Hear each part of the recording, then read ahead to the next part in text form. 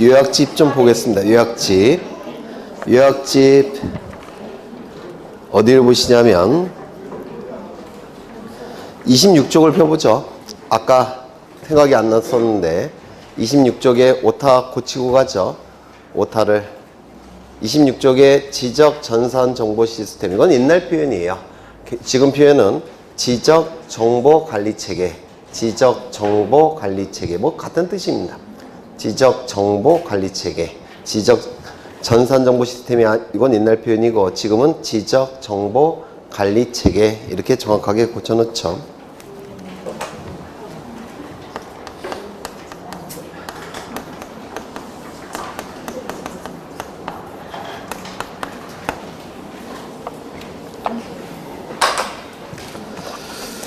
11번 보겠습니다. 11번.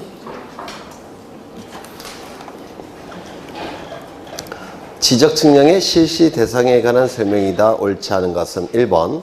측량의 원점은 근원이 되는 기준점이라는 뜻이에요. 측량의 원점은 근원이 되는 기준점이라고 하는데 대한민국 경기도 원점, 수준 원점으로 하며, 여기서 수준 원점은 수가 물 숫자고 주는 기준이란 뜻이에요. 물을 기준으로 하는 원점, 이건 높이를 구할 때, 높이를 측량할 때 그 원점이 수준 원점이라고 불러요. 이건 인천 앞바다를 기준으로 합니다. 인천 앞바다. 그래서 높이를 재는 측량은 수준 원점, 그 다음에 이렇게 경계를 구하는 측량은 경기도 원점, 이렇게 얘기를 합니다. 우리는 경기도 원점만 필요하죠. 대한민국 경기도 원점은 경기도 수원시 영통구 월드컵로 92의 국토지리원에 있는 대한민국 경기도 원점 군속표의 십자선 교점을 말한다. 힘드네요. 네. 그래서 경기도 원점, 이건 지적 측량과도 관련이 있어서 한번 소개를 한 거고요. 2번. 지적 측량 수행자가 지적 측량을 의뢰받은 때는 측량 기간, 일자, 수수료 등을 적은 지적 측량 수행 계획서를 당일까지 지도지사에게 제출한다. 들렸죠? 언제까지? 그 다음 날까지. 누구에게? 지적소관청에게. 그렇죠. 그 다음날 지적소관청. 4주 출제되니까 기억하셔야 되겠죠. 3번. 지적기준점에는 지적삼각점, 지적삼각보조점, 지적도군점이 있다. 맞습니까? 맞죠? 이거 좀 보겠습니다. 이거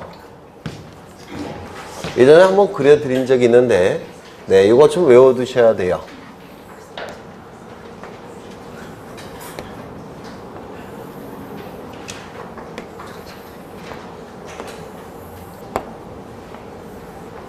지적기준점은 세 가지가 있죠. 지적기준점. 지적기준점은 뭐냐면 측량을 할 때 측량기구가 필요하죠. 측량기구는 그 토지 주변에 아무데나 설치하는 게 아니라 이 기준점 위에 정확하게 설치를 해야 돼요. 그러니까 측량기구를 설치하는 기준점이에요. 이 지적기준점은 세 가지가 있죠. 지적삼각점, 그 다음에 지적삼각보조점, 지적삼각보조점, 그 다음에 지적도군점, 이렇게 세 가지 기준점이 있습니다. 이 지적삼각점은 보통 2에서 5km마다 하나씩 설치해 놓습니다. 지적삼각보조점은 1에서 3km마다 하나씩 설치되어 있고요. 도군점은 50에서 300m마다 하나씩 설치되어 있습니다. 그러면 이 지적기준점은 누가 설치하느냐? 설치 주체 전부 다 지적소관청이 설치합니다. 지적소관청이 설치하고요. 이것도 지적소관청이 설치하고, 그 다음에 이것도 지적소관청이 설치합니다. 설치할 때 정확한 위치에 설치해야 되니까 측량이 필요하죠. 그렇죠. 지적삼각점을 설치할 때 하는 측량을 지적삼각측량 또는 지적삼각점 측량, 요 보조점을 설치할 때 하는 측량을 지적삼각보조점 측량, 지적삼각 보조 측량, 이걸 도군점 측량 또는 지적도군 측량, 이렇게 부르는데 요 세 개의 측량은 가장 지적 측량에 있어서 기초가 되는 측량이라고 해서 요 세 개의 측량을 기초 측량이라고 부르고, 그 다음에 토지의 면적 경계 좌표값을 수집하는 측량을 세부 측량, 이렇게 얘기하죠. 그래서 지적 측량에는 세부 측량, 기초 측량 두 가지가 있다라고 얘기를 했습니다. 설치는 전부 다 지적소관청이 합니다. 그러면 설치할 때 성과들이 있겠죠. 성과들. 지적 측량할 때 성과들이 나오겠죠. 그 성과들과 측량 기록은 나중에 지적측량 수행자가 사용을 해야 돼요. 그렇죠. 따라서 이 지적측량 성과와 그 측량 기록들은 누가 보관하고, 성과와 측량 기록들을 누가 보관하고 관리하느냐, 보관 관리를 누가 하느냐. 이 지적삼각점 측량 성과와 측량 기록들은 시도지사가 보관하고 관리합니다. 그 다음에 삼각보조점 측량 성과와 기록들은 지적소관청이 보관하고 관리를 합니다. 이것도 지적소관청이 보관하고 관리를 해요. 그러면 이 지적삼각점은 지적소관청이 설치하는데 그 성과와 측량 기록들을 시도지사가 보관한다면 알려야 되겠죠. 통보해 줍니다. 설치했다는 사실을 통보해야 될 겁니다. 여기는 통보할 필요가 없겠죠. 그렇죠. 그 다음에 이 성과와 측량 기록들을 열람이나 또는 등본 발급을 신청할 때가 있을 텐데 누구에게 신청하느냐, 이게 또한 문제가 돼요. 이 열람이나 등본 발급 신청은 보관하고 관리하고 있는 주체에게 신청하겠죠. 따라서 얘네가 보관하고 관리하고 있으니까 누구에게 신청해야 되겠습니까? 시도지사. 그 다음에 여기는 지적소관청. 그 다음에 여기도 지적소관청. 그런데 국민의 편의를 위해서 또한 전산망이 다 연결되어 있기 때문에 지적삼각점 측량 성과와 그 측량 기록들은 지적소관청에게도 신청할 수가 있습니다. 이걸 좀 꼭 기억해 두셔야 돼요. 이걸. 네. 그래서 좀 기억해 두실 필요가 있고요. 그럼 다시 지문을 보겠습니다. 지적기준점에는 지적삼각점, 지적삼각보조점, 지적도군점이 있다. 맞겠죠? 4번. 지상경계의 구획을 형성하는 구조물 등의 소유자가 다른 경우에는 소유권에 따라 지상경계를 결정한다. 이 지상경계를 결정하는 방법, 첫 번째, 연속해서 접하는 토지 간의 높낮이 차이가 없을 때는 어디를 기준으로 결정합니까? 중앙. 그렇죠. 높낮이 차이가 있을 때는 하단부. 하단부가 안 무너진다고 했죠. 하단부. 절토된 토지의 경우에는 상단부. 다만 구조물의 소유자가 다른 경우에는 소유권에 따라 경계가 결정되는 경우도 요 세 가지는 있다고 그랬죠. 그 다음에 네 번째, 토지가 바다나 수면에 접하는 경우에는 최대만조위, 최대만수위. 그렇죠. 제방을 토지에 편입해서 등록할 때는 바깥쪽 어깨. 그렇죠. 네, 다 기억하시는 거예요. 그래서 이거 맞는 질문이 될 겁니다. 그 다음에 토지 소유자 등 이해관계인은 측량할 필요가 있는 경우에는 수행자에게 측량을 의뢰해야 된다. 맞겠죠? 지적측량 수행자는 둘이 있죠. 한국국토정보공사와 지적측량업자. 지적측량업자는 측량업을 등록해야 되죠. 누구에게? 시도지사에게. 한국국토정보공사는 국가공간정보기본법이라는 법률에 의해서 설립된 단체이기 때문에 한국국토정보공사도 시도지사에게 등록한다 라고 하면 틀린 점이 되겠죠. 한국국토정보공사는 등록할 필요가 없다라고 했습니다. 12번 지적측량 적부심사에 관한 설명으로 옳지 않은 것은 1번 지적측량 적부심사 청구를 받은 시도지사는 30일 이내에 일정한 사항을 조사하여 지방지적위원회에 회부해야 된다. 여기서 지적측량 적부심사 청구를 받은 시도지사, 법조문에는 이렇게 돼 있는데 실질적으로는 서류를 받은 자에 불과하죠. 그렇죠. 서류를 받은 자. 2번 지적측량 적부심사 청구를 회부받은 지방지적위원회는 심사 청구를 회부받은 날로부터 60일 이내에 심의 의결해야 된다. 맞죠? 60일 꼭 기억하셔야 되죠. 다만 부득이한 경우에는 해당 지적위원회의 의결을 거쳐 30일 이내에서 한 번만 연장이 가능하다. 그렇죠? 네. 의결로서 연장을 결정하는 겁니다. 의결로서. 3번 지방지적위원회는 적부심사를 의결했다면 대통령령으로 정하는 바에 따라 의결서를 작성하여 시도지사에게 송부한다. 여기서 대통령령으로 정하는 바는 지체 없이입니다. 지체 없이. 그래서 30일 이내에 회부하는 것이고 지체 없이 시도지사에게 송부한다고 했죠. 지체 없이. 그 다음에 위원장과 참석위원 전원이 서명 날이란 지적측량 적부심사 의결서를 지체 없이 시도지사에게 송부해야 된다. 여기 있네요. 이게 대통령령을 찾아보면 지체 없이라고 되어 있습니다. 그 다음에 요 문구도 기억하셔야 돼요. 위원장과 참석위원 전원이 서명 날인. 전원. 한 명이라도 빠지면 안 됩니다. 전원. 그 다음에 4번. 시도지사는 의결서를 받은 날로부터 7일 이내에 측량 적부심사 청구인 및 이해관계인에게 의결서를 통지해야 된다. 7일 이내. 그 다음에 청구인 및 이해관계인 및도 출제된 적이 있다고 그랬죠. 청구인 및 이해관계인. 그 다음에 5번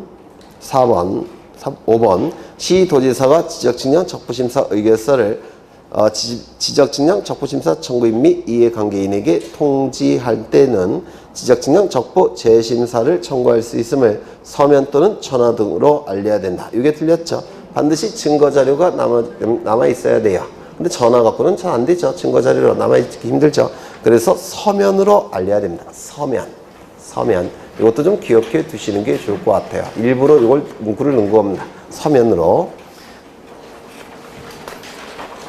그래서 5번이 틀렸을 테고. 13번. 공간정보의 구축 및 관리에 관한 법률의 용어의 정의로 틀린 것은 1번. 지적측량은 토지를 지적공부에 등록하거나 지적공부에 등록된 경계점을 지상에 보고하기 위하여 필지 경계 좌표 면적을 정하는 측량을 말한다. 맞겠죠? 이때 복원할 때도 측량이 필요하다고 했죠. 네 가지 특징 꼭 외워두셔요. 네. 2번. 면적은 지적공부에 등록한 필지의 수평면상의 넓이를 말한다. 우리가 얘기하는 면적은 도면에서 측정한 면적을 얘기하죠. 도면상의 면적을 얘기합니다. 다음, 도면은 토지를 위에서 내려다 봤을 때 그 토지의 모양을 그린 거예요. 그래서 수평면이 그려지죠. 그래서 수평상의 면적 맞는 집이 될 겁니다. 도면상의 면적, 수평면적. 그러면 지표상의 면적, 경사면적 하면 틀린 집이 되겠죠. 3번. 3번. 지적소관청은 지적공부를 관리하는 시장, 군수, 구청장을 말한다. 이때 자치구가 아닌 구, 즉 비자치구청장을 포함한다고 했죠. 비자치구청장이 포함되니까 자치구를 그 위에 비자치구가 포함되니까 자치구가 아닌 비자치구를 두는 시의 시장은 제외될 수밖에 없다고 했죠. 이거 여러 번 강조했는데 기억나시나요? 네? 네. 비자치구가 포함되니까 비자치구를 두는 시의 시장은 지적소관청이 될 수가 없습니다. 만약에 비자치구를 두는 시의 시장도 지적소관청이 된다고 한다면 업무에 충돌이 나타난다고 했죠. 그래서 비자치구가 포함되니까 비자치구를 두는 시의 시장은 지적소관청에서 제외됩니다. 그러면 자치구도 당연히 지적소관청이겠죠. 그렇다면 자치구를 두는 시의 시장은 지적소관청이 됩니까? 안 됩니까? 안 되겠죠. 업무의 충돌이 나타나니까. 결국은 여기서 얘기하는 시장은 부가 없는 시의 시장을 의미한다고 했죠. 부가 없는 시 시장을 의미한다고 했습니다. 그러면 서울시장님은 지적소관청입니까? 아닙니까? 아니죠. 그러면 대전시장님도 지적소관청이 아닐 겁니다. 여긴 철산시인가요? 네? 뭐예요? 강면시장은 지적소관청이 됩니까? 되죠? 그럼 철산동인가요? 아, 그렇구나. 네, 여기 강명시에서는 살아본 적이 없어서 살아본 데가 참 많은데 여기는 없네요. 네, 살아본 데가 참 많은데 어디 한지 잊어버렸네. 4번. 지적공부는 토지대장, 임야대장, 공유지역명부, 대지권 등록부, 지적도, 임야도, 좌표 등록부 등 지적측량 등을 통하여 조사된 토지의 표시와 해당 토지 소유자 등을 기록한 대장 도면을 말한다. 맞겠죠? 네. 그 다음에 지목은 토지의 주된 성질에 따라서 토지의 종류를 구분하여 지적공부에 등록한 것을 말한다. 맞습니까? 틀렸죠? 주된 용도에 따라서, 그렇죠? 주된 용도에 따라서 결정이 될 겁니다. 그래서 용도 지목이라는 것도 있고 지형 지목이라는 것도 있고 토성 지목이라는 것도 있죠. 그래서 이 용도 지목은 용도에 따라서 지목이 결정될 때 용도 지목, 토지의 형태에 따라서 지목이 결정될 때 지형 지목, 토지 성질에 따라서 지목이 결정될 때 토성 지목. 우리 공간정보법은 용도 지목을 채택하고 있죠. 또한 단식 지목이라는 것도 있고 복식 지목이라는 것도 있는데 우리 공간정보법은 일필일목의 원칙을 채택하고 있기 때문에 일필일목의 원칙 단식 지목이 될 수밖에 없다 그랬죠. 이것도 출제된 적이 있어요. 용도 지목, 단식 지목이 우리 공간정보법이 채택하고 있다 이렇게 얘기합니다.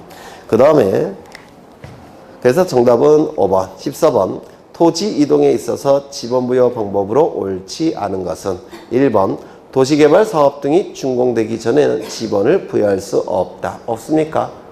아니죠. 사업 계획도에 따라서 지번을 부여할 수 있죠.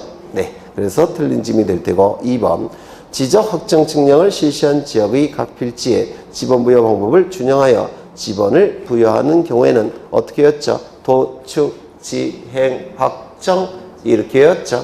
그래서 맞는 짐이 될 테고 3번 지적소관청은 지적공부에 등록된 지번을 변경할 필요가 있다고 인정되면 시도지사, 대도시장의 승인을 받아서 전부 또는 일부에 대하여 지번을 새로 부여할 수 있다. 맞겠죠? 네. 반드시 뭐가 필요하다고요? 시도지사, 대도시장의 승인. 그렇죠. 지번을 처음 부여할 때는 승인이 필요 없죠. 하지만 기존의 지번을 바꿀 때는 승인이 필요하다고 했죠. 3번, 4번. 지적소관청은 행정구역의 변경, 도시개발 사업의 시행, 지번 변경, 합병, 주적 변경, 지번 정정 등의 사유로 지번에 결번이 생길 때는 지체 없이 사유를 결번 대정에 적어 영구히 보존해야 된다. 맞습니까? 맞겠죠? 그래서 이 결번은 지적공부에서 결, 빠진, 번, 번호라는 뜻이죠. 이는 결번 대장에 등록하는 것이지 지번 대장이 아니라고 했죠. 그리고 지적공부가 아닌데도 불구하고 영구 보존 장부라고 했죠. 분할의 경우에는 결번이 나타납니까? 분할의 경우에는 결번이 나타날 수 없죠. 그렇죠. 신규 등록의 경우에는 결번이 나타납니까? 나타나지 않겠죠. 등록 전환은요. 등록 전환은 조심하셔야 되는데요. 이게 임야대장, 임야도 이 한 필지 토지를 임야대장, 임야도에 등록이 됐다가 토지대장 지적도에 옮겨서 등록하는 것을 뭐라고 얘기합니까? 등록 전환이라고 했죠. 이쪽에서 옮겨서 등록하는 거니까 임야대장, 임야도 입장에서는 결번이 나타나겠습니까? 나타나겠죠. 토지대장, 지적도 입장에서는 결번이 나타나겠습니까? 안 나타날 겁니다. 그렇죠. 이건 잘 구분하셔야 될 거예요. 그렇죠. 그 다음에 5번 분할의 경우에는 분할의 필지 중 한 필지 지번은 분할 전 지번으로 하고 나머지 필지의 지번은 본번에 최종 부번에 다음 순번으로 부번으로 부여한다. 이 경우 주거 사무실 등의 건축물이 있는 필지에 대해서는 분할 전 지번을 우선해서 부여해야 된다. 맞겠죠? 15번 공간정보법상 지목의 구분 기준에 관한 설명으로 옳은 것은 1번 물을 상시적으로 이용하지 않고 주로 재배 뭡니까? 전이겠죠. 2번 온수, 약수, 석유 등을 일정한 장소로 운송하는 송수관, 송유관, 저장시설의 부지는 광천지로 한다. 맞습니까? 광천지에서 제외되는 거죠. 이 송유관, 송수관 부지는 아마도 잡종지가 될 가능성이 가장 높을 테고 또한 저장시설의 부지는 아마도 창고용지가 될 가능성이 높겠죠. 그래서 광천지에서 제외가 될 겁니다. 3번 아파트, 공장 등 단일 용도의 일정한 단지 안에 설치된 통로 등은 도로로 간다. 맞습니까? 네? 틀렸죠? 틀렸죠? 아파트 안에 설치가 되어 있다면 대, 공장 안에 설치가 됐다면 공장용지가 되겠죠. 주지목 주의 원칙상 도로가 될 수는 없을 겁니다. 도시 및 녹지 등에 관한 법률에 따른 묘지, 공원으로 결정, 고시된 토지는 공원으로 한다. 이 묘지, 공원은 사람의 정서생활, 휴식 이런 것이 주된 목적이 아니라 사체의 보전 또는 제사, 숭상 요구의 주된 목적이기 때문에 주지목 주적의 원칙상 뭐로 결정이 될까요? 묘지에 포인트가 있다고 했죠. 묘지에 포인트가 있으니까 묘지가 될 겁니다.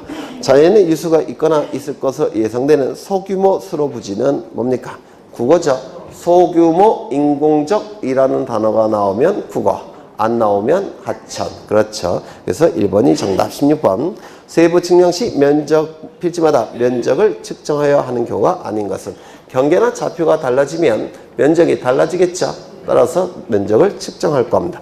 지적공부에 복구를 하는 경우 지적공부가 멸실훼손이 돼서 지체 없이 다시 만들겠다는 겁니다. 도면도 다시 만들어야 되고 대장도 다시 만들어야 되겠죠. 도면을 다시 만들 때 측량이 필요할 겁니다. 이때 복구 측량이라고 얘기하겠죠. 그 다음에 측량을 통해서 도면이 만들어지면 면적을 구해서 대장도 다시 만들어야 되겠죠. 따라서 면적 측정도 필요하게 될 겁니다. 등록전환 축적 변경. 등록전환은 소축척의 임야도에서 대축척의 지적도로 바뀌고 있죠. 그러면 소축척에서 대축척으로 바뀌니까 더욱 면적 경계 좌표가 정밀하게 구해져서 토지대장 지적도에 등록이 돼야 되겠죠. 따라서 측량도 필요하고 측정도 필요하다라고 얘기합니다. 축적 변경도 마찬가지죠. 소축척의 지적도에서 대축척의 지적도로 바뀌고 있기 때문에 면적 경계 좌표가 훨씬 정밀하게 수집이 돼야 될 겁니다. 따라서 이때도 측량도 필요하고 측정도 필요하게 될 겁니다. 경계를 구해야 되니까 측량 필요하고 면적을 구해야 되니까 측정도 필요하죠. 경계를 구할 때는 측량, 면적을 구할 때는 측정이라는 표현을 쓴다고 했죠. 그 다음에 지목 변경, 면적 경계 좌표와 전혀 관련이 없는 정보죠. 따라서 측량도 필요 없고 측정도 필요 없을 겁니다. 도시개발사 바둑판 모양의 토지로 싸그리 바뀌죠. 이때 하는 측량이 뭐라고 했습니까? 지적, 확정, 측량. 그렇죠. 면적도 달라질 테니까 측정이 필요할 겁니다. 3번이 답이겠죠. 17번. 지적공부의 복구자료가 아닌 것은 지적공부 멸실 훼손이 되면 지적소관청은 지체 없이 복구할 텐데 복구할 수 있는 자료 이거 다시 한번 보겠습니다. 올해 나올 것 같으니까 프린트 좀 보죠. 프린트 맨 앞에 한번 펴보십니다. 6조. 여러 번 한 건데요. 이 순서가 출제가 자주 되니까 다시 한번 외워보겠습니다. 6조. 6조를 보시면 지적복구 나와 있는데요. 지적복구. 지적공부의 복구라는 뜻이죠. 지적공부가 멸실 훼손이 이루어지게 되면 지체 없이 지적소관청은 다시 만들어야 됩니다. 따라서 소유자의 신청 필요합니까? 없다고 그랬죠. 두 번째, 시도지사 대도시장의 승인 또는 국토교통부 장관의 승인 받을 시간적 여유도 없다고 그랬죠. 그렇죠. 절차를 좀 보겠습니다. 지적공부가 멸실되게 되면 지적소관청은 복구를 해야 되는데 먼저 지적공부와 관련된 각종 자료들을 조사해야 되겠죠. 이를 복구자료를 조사한다라고 얘기합니다. 복구자료가 조사가 되면 이제 조사된 자료를 두 개의 카테고리로 나눈다고 했죠. 첫 번째, 대장의 등록상을 증명할 수 있는 자료들. 두 번째, 도면의 등록상을 증명할 수 있는 자료들. 이렇게 둘로 나눈 다음에 대장의 등록상을 증명할 수 있는 자료를 가지고 지적복구자료 조사서를 작성하고 도면의 등록상을 증명할 수 있는 자료를 가지고 복구자료도를 작성한다고 했죠. 지적복구 자료 조사서에서 면적을 조사해내고 복구자료도에서 면적을 측정해내는데 이 두 개의 면적이 일치한다면 아무 문제도 없겠죠. 하지만 일치하지 아니할 때 첫 번째, 오차 허용 범위 이내라고 한다면 조사된 면적을 복구 면적으로 결정한다고 했습니다. 그렇죠. 오차 허용 범위 이내인 때는 조사된 면적을 복구 면적으로 결정하고 오차 허용 범위를 초과하거나 복구 자료도가 작성되지 않아서 측정된 면적이 없는 경우 이때 안에서 복구 측량을 한다고 했죠. 이 복구 측량할 때고 복구 측량을 통해서 만들어진 새로운 자료와 기존의 복구 자료가 일치한다면 문제가 없겠죠. 하지만 일치하지 아니할 때 이때는 기존의 자료에 근거한 경계화 면적은 잘못된 거니까 경계화 면적을 조정한다고 했습니다. 경계화 면적이 조정이 될 때 손해보는 자가 있다고 한다면 그 자의 동의를 받아서 경계화 면적을 조정하게 됐죠. 경계화 면적이 조정이 되면 조정된 경계점에 경계점 표지를 설치한 후 시군구 게시판과 인터넷 홈페이지에 15일 이상 게시한다고 했습니다. 미시라고 되어 있어요. 그렇죠. 15일 반드시 외우셔야 되고 이의 신청 기간은 따로 주어지는 게 아니라 게시 기간 내 이의 신청을 받는다고 했죠. 이의 신청 절차까지 완료가 되면 복구한다라고 했습니다. 문제를 다시 가보시면 복구 자료가 아닌 것은 이라고 되어 있는데 답이 몇 번인가요? 1번이 되겠죠. 네, 토지 이용 계획 확인서. 계획이라는 문구가 들어가면 미확정 자료라고 했죠. 따라서 계획이라는 문구가 되어 있다면 이는 복구 자료가 될 수 없다고 했습니다. 그래서 정답은 1번.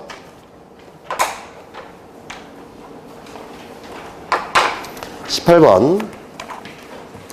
지목 변경 신청에 관한 설명으로 틀린 것은 모두 몇 개인가? 1번 등록 전환의 경우에도 원칙적으로 지목 변경이 함께 이루어지지만 등록 전환 절차에 의하는 것이지 지목 변경 절차에 의하는 건 아니다. 이거 맞습니까? 맞다고 했죠.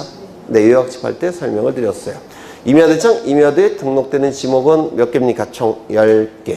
토지대장, 지적도에 등록되는 지목은 총 18개. 임야대장에 등록되는 지목에서 토지대장, 지적도에 등록되는 지목으로 바뀔 때 등록전환이 나타나죠. 그렇죠.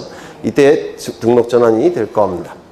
그런데 임야대장에 등록되는 지목 10개 그 안에서 바뀔 때, 그 다음에 토지대장, 지적도에 등록되는 18개의 지목 그 안에서 바뀔 때, 그 다음에 토지대장, 지적도에 등록되는 18개의 지목이 그 임야대장, 임야도에 등록되는 10개의 지목으로 바뀔 때, 이때가 바로 뭐라고요? 지목 변경. 그렇죠. 그래서 바뀌는 지목이 다르다고 했는데 기억나십니까? 기억나셔요? 안 나셔요? 안 나셔요?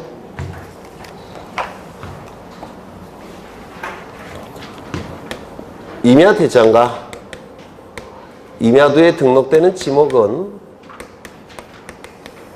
이런 거죠. 철, 제, 전, 구, 유, 수, 묘, 목, 도, 임. 그렇죠. 그 다음에 토지대장, 지적도에 등록되는 지목은 뭡니까? 나머지 18개. 이거 10개. 이쪽 지목에서 이쪽 지목으로 바뀌기 때문에 여기에 등록된 토지를 이쪽으로 바꿔주는 게 뭡니까? 등록전환이죠. 이게 등록전환이에요. 그러면 이쪽에 등록되는 지목에서 이쪽으로 바뀔 때 이는 등록전환입니까? 아닙니까? 아니라고 했죠. 이건 등록전환이 아니에요. 대신 뭐라고요? 지목 변경. 그렇죠. 그 다음에 이 안에서 바뀌는 게 뭐라고요? 지목 변경. 이 안에서 바뀌는 게 지목 변경. 그렇죠. 이쪽에서 이쪽으로 바뀌는 것만 등록전환. 그 이외에는 다 지목 변경이라고 했죠. 그래서 지목 변경이 함께 이루어지지만 이는 등록전환 절차에 따르는 것이지 지목 변경 절차에 따르는 것은 아니다. 맞는 집이 될 겁니다. 2번 도시개발사업 등의 원활한 추진을 위하여 사업 시행자가 공사 준공 전에 토지 합병을 신청하는 경우에는 지목 변경할 수 있다. 맞겠죠? 네. 3번 토지 소유자는 지목 변경할 토지가 있다면 그 사유가 발생한 날로부터 60일 이내에 지적소관청에 지목 변경을 신청해야 된다. 맞겠죠? 60일. 사유 발생일로부터 60일. 그렇죠. 60일 이내에 신청하지 아니할 때 과태료 10만 원을 부과한다. OX, X. 과태료 부과 규정은 삭제가 됐다고 했죠. 다만 거짓으로 신청할 때는 1년 이하의 징역 1천만 원 이하의 벌금에 처해질 겁니다. 그렇죠. 과태료 규정은 삭제가 됐지만 거짓으로 거짓의 내용을 가지고 신청하는 경우도 있을 수 있겠죠. 이때는 형사처벌을 받게 돼요. 1년 이하의 징역 1천만 원 이하의 벌금. 거짓으로 신청할 때만. 거짓으로 신청할 때만. 그렇죠. 그 다음에 지목 변경은 7번 면적, 경계 및 소유권의 변경사항은 없으며 지목 변경을 하기 위해서도 측량도 필요 없다. 맞겠죠? 지목만 바꿔주는 거니까. 지목 변경 거부 처분은 행정소송의 대상이 아니다. 틀렸죠? 지목 변경, 토지 이동에 대한 결정은 행정처분이라고 했죠. 따라서 행정처분이니까 행정소송 제기가 가능하고 번복시킬 수 있다고 했죠. 그래서 틀렸고요. 국토의 계획 및 이용에 관한 법률 등 관련 법령에 따른 토지 형질 변경 등의 공사가 준공된 경우 지목 변경을 신청할 수 있다. 맞겠죠? 그렇죠. 형질 변경 등의 공사. 이게 뭡니까? 형태, 질, 성질. 그렇죠. 토지 형태와 성질이 변경되는 공사가 완료가 됐다는 겁니다. 그렇다면 용도가 달라졌겠죠. 용도가 달라졌으니까 지목 변경 신청해야 될 겁니다. 그 다음에 전답, 가수원, 상호 간의 지목 변경을 신청하는 경우에는 용도가 변경되었음을 증명하는 서류의 4번 첨부를 생략할 수 있다. 왜냐하면 전답, 가수원은 전부 다 농지예요. 농지 안에서 바뀌는 것에 불과하기 때문에 서류 제출을 면제시킵니다. 농지 안에서 바뀌는 거라서. 그래서 이건 맞는 지문입니다. 지목 변경 신청에 따른 첨부 서류를 해당 지적소관청이 가지고 있다면 시도지사의 확인으로 제출을 가름할 수 있다. 틀렸죠? 어디가 틀렸습니까? 시도지사가 아니라 지적소관청이 돼야 되겠죠. 지적소관청이 관리하고 있으니까 확인도 지적소관청이 확인해야 되겠죠. 그래서 틀렸습니다. 그래서 미음과 이응이 틀렸어요. 미음과 이응. 미음과 이응. 답이 잘못됐네, 이것도. 그 다음에 19번. 다음 축적 변경 절차에 관한 설명으로 옳지 않은 것은 1번. 지적소관청은 시도지사, 대도시 시장으로부터 축적 변경 승인을 받았을 때는 지체 없이 그 사항을 10일 이상 공고해야 된다. 축적 변경 시행 공고는 며칠 이상입니까? 20일이죠. 20일. 틀렸습니다. 2번. 시행 공고는 시군구 및 축적 변경 시행 지역 동리 게시판에 20일 이상 공고하는 거죠. 20일. 아닌가요? 맞죠? 2번. 시행 공고는 시군구 및 축적 변경 시행 지역 동리 게시판에 주민이 볼 수 있도록 게시해야 된다. 맞겠죠? 조심하셔야 될 것은 밑으로 연결되어 있습니다. 밑으로. 또는이 아니라 밑. 양쪽에 다 게시해야 됩니다. 3번. 지적소관청은 축적 변경 시행 기간 중에는 축적 변경 시행 지역의 지적 공부 정리와 경계보건 측량을 축적 변경 확정 공고일까지 정지하여야 하나. 축적 변경 위원회의 의결이 있는 경우에는 정지하지 아니한다. 맞죠? 다만 경계점 표지를 설치할 목적으로 하는 경계보건 측량은 정지해서 제외시켜야 되죠. 네. 4번. 축적 변경 시행 지역의 토지 소유자, 점유자는 시행 공고가 된 날로부터 30일 이내에 시행 공고일 현재 점유하고 있는 경계점 표지를 설치해야 된다. 이거는 대단히 시험에 자주 나오는 지문인데요. 먼저 누가 설치한다고요? 소유자, 점유자. 언제 며칠 이내에 설치한다고요? 30일 이내에. 어디다 설치한다고요? 시행 공고일 현재 점유하고 있는 경계. 요 세 군데를 유념하셔야 돼요. 누가? 네, 소유자, 점유자. 언제? 30일 이내에. 어디에? 현재 점유하고 있는 경계에. 그 다음에 5번. 지적소관청은 축적 변경 시행 지역의 각 필지별로 지번, 지목, 면적, 경계, 좌표를 새로 정해야 된다. 맞겠죠? 소재지는 행정구역을 얘기하는 것이고 행정구역은 일개 지적소관청이 결정할 사항이 아니라고 했죠. 그래서 행정구역은 빠지게 될 겁니다. 소재지는. 다만 예외적으로 축변이 의결, 시도지사, 대도시장의 승인 필요가 없는 축적 변경 두 가지는 면적만 축적 변경 측량 결과도에 따라 새로 정하고 나머지 정보들은 정적지역부에 의한다고 했죠. 기억나셔요? 그러면 축변이 의결, 시도지사, 대도시장의 승인이 필요 없는 축적 변경 두 가지 뭐가 있죠? 첫 번째, 합병하고자 하는 토지가 서로 다른 축척의 지역도에 등록되어 있어 합병을 위해서 축적 변경을 하는 경우. 두 번째, 도시개발 사업 시행지역 안의 토지인데 도시개발 사업에서 제외된 토지의 축적 변경. 이 두 가지는 축변이 의결 필요 없고 시도지사, 대도시장 승인 필요 없고 면적만 새롭게 정한다고 했죠. 기억나셔요? 네. 그래서 정답은 1번. 20번 축적변경위원회에 대한 설명으로 틀린 것은 1번. 축적변경위원회는 5명 이상 10명 이하의 위원으로 구성하되. 맞죠? 5명 이상 10명 이하. 꼭 외우셔야 돼요. 위원이 2분의 1 이상을 소유자로 해야 된다. 맞죠? 2분의 1 꼭 기억하셔야 되고, 이 경우 축적변경 시행지역의 토지 소유자가 5명 이하일 때는 소유자 1,000원을 위원으로 입력해야 된다. 5명 이하 기억하셔야 되겠죠. 2번. 축적변경위원회 위원에게는 예산의 범위에서 수당, 여비, 그 밖에 실비를 지급할 수가 있는데, 그렇죠. 네. 돈 두면 안 할 테니까. 공무원인 위원이 그 소관 업무와 직접적으로 관련되어 출석하는 경우에는 그러하지 아니하다. 치 업무 수행하는 거죠. 네. 월급 받으니까. 3번. 축적변경위원회 회의는 지적소관청이 축적변경 심의 의결사항을 축적변경위원회에 회부하거나 위원장이 필요하다고 인정할 때 지적소관청이 소집한다. 어디가 틀렸습니까? 지적소관청이 소집하는 게 아니죠. 위원장이 소집해야 되겠죠. 4번. 위원장은 축적변경위원회 회의를 소집할 때는 회의 일시, 장소, 안건을 회의 개최 5일 전까지 서면으로 통지한다. 맞죠? 5일 전 서면 기억하셔야 될 테고, 축적변경위원회 회의는 위원장을 포함한 재적위원 과반수의 출석으로 개의하고 과반수 찬성으로 의결한다. 맞겠죠? 정답은 3번. 21번. 옳지 않은 것의 개수는 1번. 중앙지적위원회는 위원장 1명과 부위원장 1명을 포함하여 5명 이상 10명 이하의 위원으로 구성한다. 맞았습니까? 맞았죠? 2번. 위원장은 국토교통부의 지적업무 담당 국장이, 부위원장은 지적 업무 담당 과장이 된다. 맞을 테고. 3번 위원은 지적에 관한 학식과 경험이 풍부한 사람 중에서 국토교통부 장관이 임명하거나 위촉한다. 맞겠죠? 중앙지적위원회니까 위원장, 부위원장을 포함한 위원회 임기는 2년으로 한다. 맞습니까? 들렸죠? 포함이 아니라 제외라고 했죠. 제외.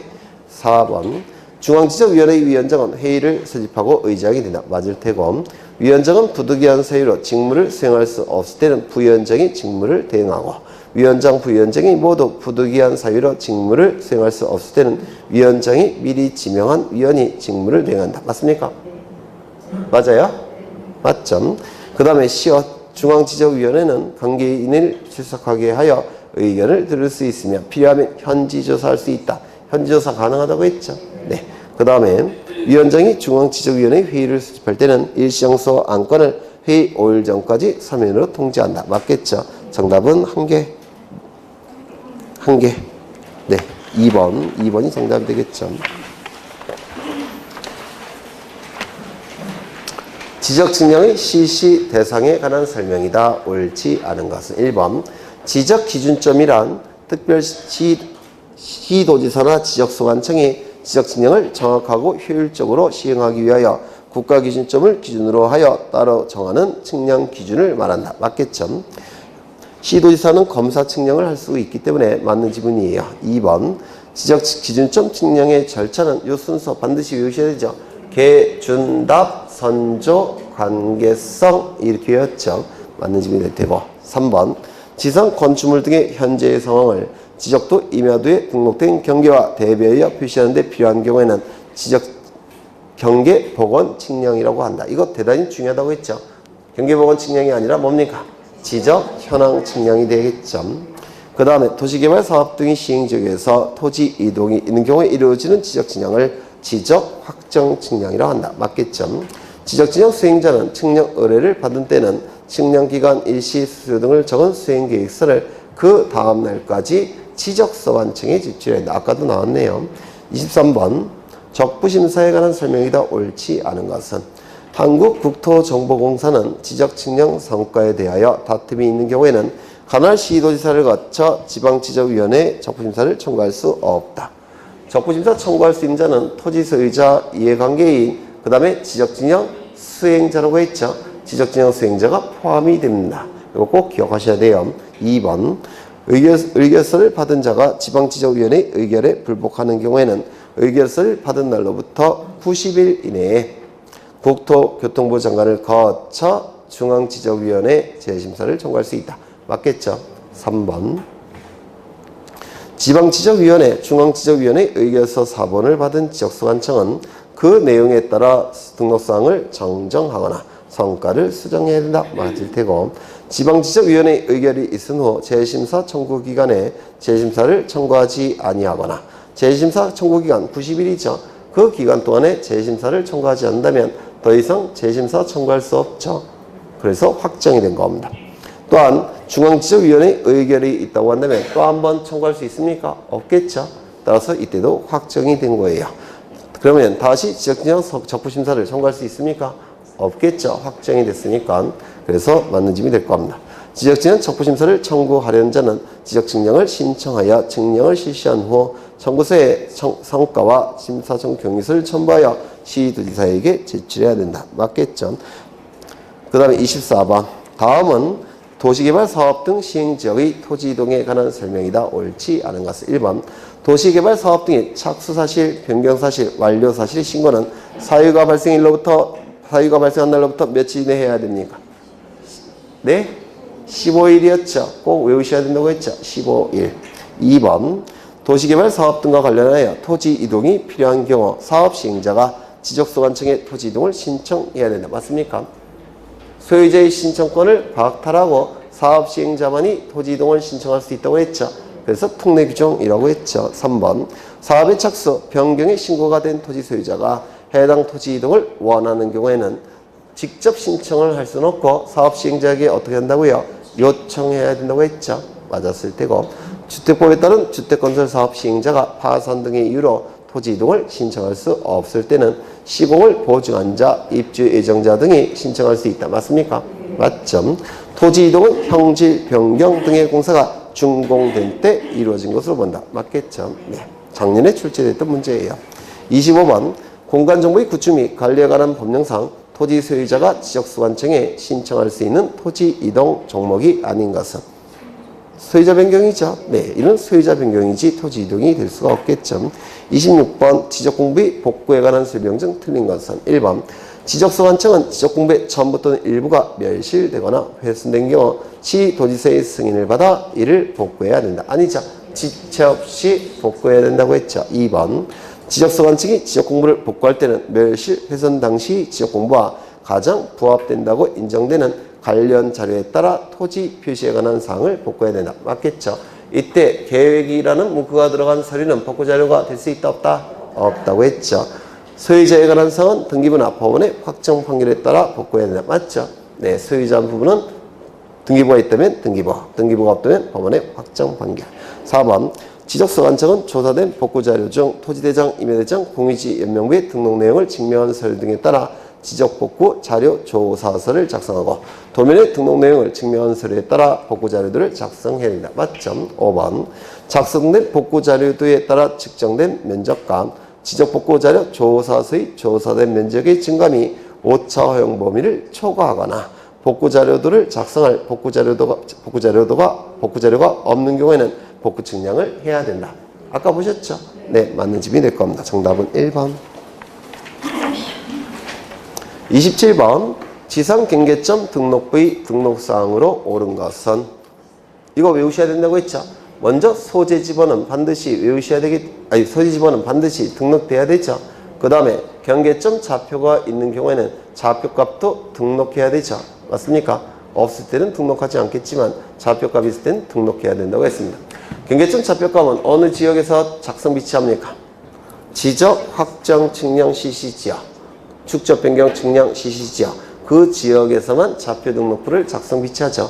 따라서 그 지역에서만 지상경계점 등록부에 좌표값을 등록을 할 겁니다. 그 다음에 어떻게 했죠?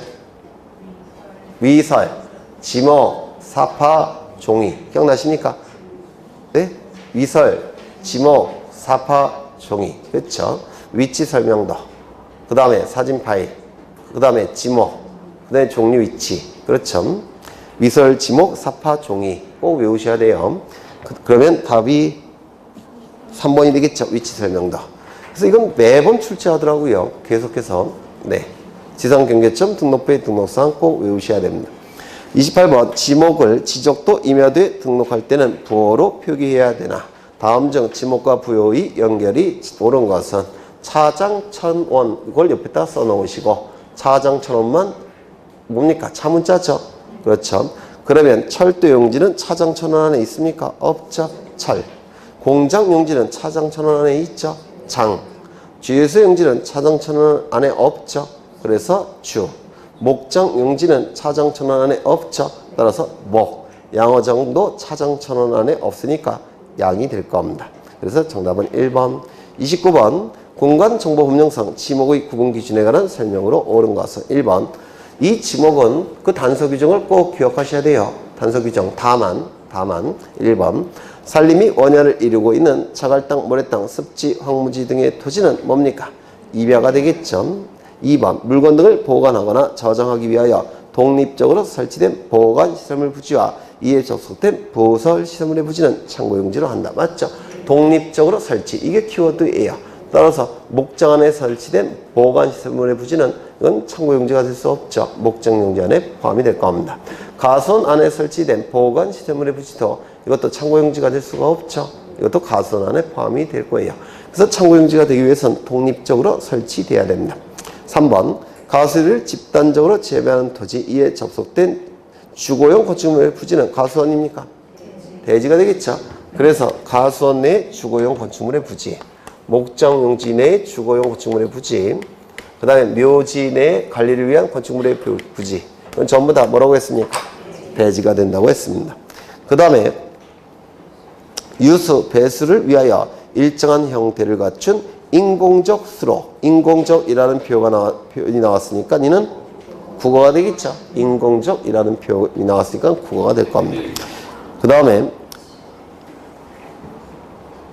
유지는 유자가 물방울 머무를 유자라고 했죠.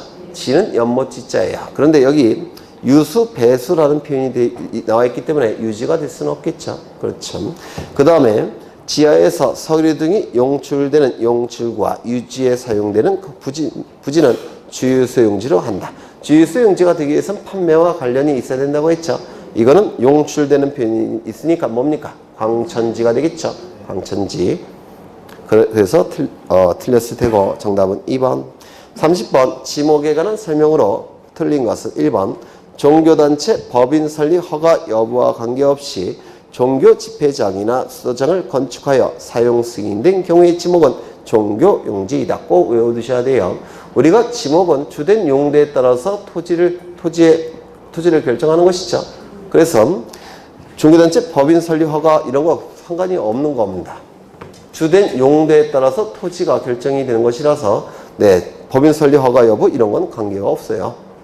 무의미하죠. 2번 상업용 건축물의 일부를 임대하여 예매, 설교 등을 행하는 교회 사찰의 지목도 종교용지이다. 맞았습니까? 이건 아니겠죠. 이건 아마도 대지가 될 겁니다. 이렇게 임대차에 의해서 임대라는 표현이 있기 때문에 이거는 잠시 몇 년 지나면 옮겨야 되죠.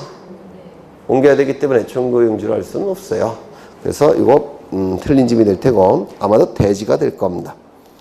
묘지의 관리를 위한 건축물의 부지는 당연히 대지가 될 테고 분뇨 종말 처리장, 콩나물 재배사, 자동차 관련 시설의 부지는 잡종지이다. 27개 안에 포함되는 게 없죠. 그렇죠. 콩나물 재배사는 이게 전이냐 답이냐가 문제가 되는데요. 이게 참 애매해요. 어떻게 보면 물을 상시적으로 이용하는 것으로 볼 수도 있고 어떻게 보면 물을 상시적으로 이용하지 않는 것으로 볼 수도 있고 애매하기 때문에 전이나 답이 될 수는 없고 뭐가 되는 겁니까? 잡종지가 된다고 했습니다. 소방법에 의거 설치된 위험물 이동 탱크 저장 시설물의 부지는 잡종지이다. 맞죠? 위험물 이동 탱크 저장 시설 이게 참 애매해요. 이것도 27개 안에 해당되는 게 없기 때문에 이것도 잡종지로 보게 됩니다. 31번 다음은 지번에 관한 설명이다. 옳지 않은 것은 지번이란 필지에 부여하여 지적공부에 등록한 번호를 말하는데 이는 별개의 토지로 획정된 필지를 구별하여 특정할 수 있도록 개개의 필지마다 부여하는 숫자이다. 맞겠죠? 그래서 토지별로 구분하기 위해서 토지의 번호를 부여한 겁니다. 2번 단식 지번은 번번만으로 구성된 지번을 말하면 복식 지번은 번번에 부번을 붙여 만들어진 지번을 말한다. 맞겠죠? 지역단위법은 지번 부여 지역이 넓지 않을 경우나 도면의 매수가 많지 않은 경우에 적합한 지번 부여 방법이다. 이것 좀 보겠습니다. 예전에 설명했던 건데요.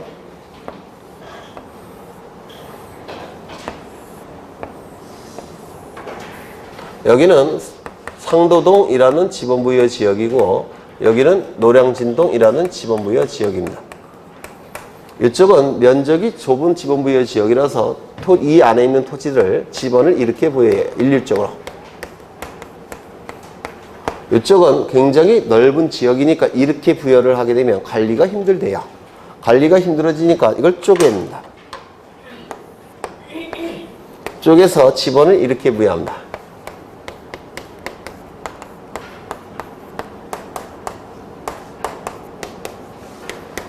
이런 식으로 부여해요.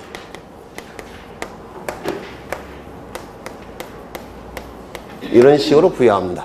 이걸 뭐라고 부르냐면 상도동은 지번부여 지역이죠. 지번부여 지역을 하나의 단위로 해서 지번을 부여하는 방법이라고 해서 지번부여 지역 단위법이라고 얘기합니다. 너무 기니까 생략해서 지역 단위법이라고 부르고 요거는 지번부여 지역이 너무 넓으니까 이렇게 4개로 쪼갰죠. 쪼개진 하나를 도엽이라고 불러요. 여기서 요 도자는 지적도 임야도를 얘기해요. 지적도 임야도. 그래서 지적도 임야도별로 지번을 부여하는 방법이라고 해서 도엽단위법 이렇게 부릅니다. 그러면 이 지역단위법과 도엽단위법은 이쪽은 넓은 지역, 좁은 지역. 도면의 장수는 이쪽은 많을 테고 이쪽은 작을 겁니다. 맞습니까? 그렇죠. 그러면 지문을 보시면 지번부여 지역 단위법은 지번부여 지역이 넓지 않을 경우나 도면의 장수가 많지 않은 경우에 적합한 지번부여 방법이다. 맞겠죠? 도역단위법은 지번부여 지역이 면적이 비교적 넓은 경우나 도면의 장수가 많은 경우에 적합한 지번부여 방법이다. 맞겠죠? 단지단위법은 바둑판 모양으로 구성된 것을 단지단위법 또는 블록식 이렇게 얘기하죠. 농촌 지역에 적합한 지번부여 방법입니까? 아니죠. 그렇죠. 이거는 뭐 도시계획구역 지역 이런 데 많이 사용하는 방법이겠죠. 그래서 5번이 틀린 질문이 될 겁니다. 여기까지 보고 쉬겠습니다.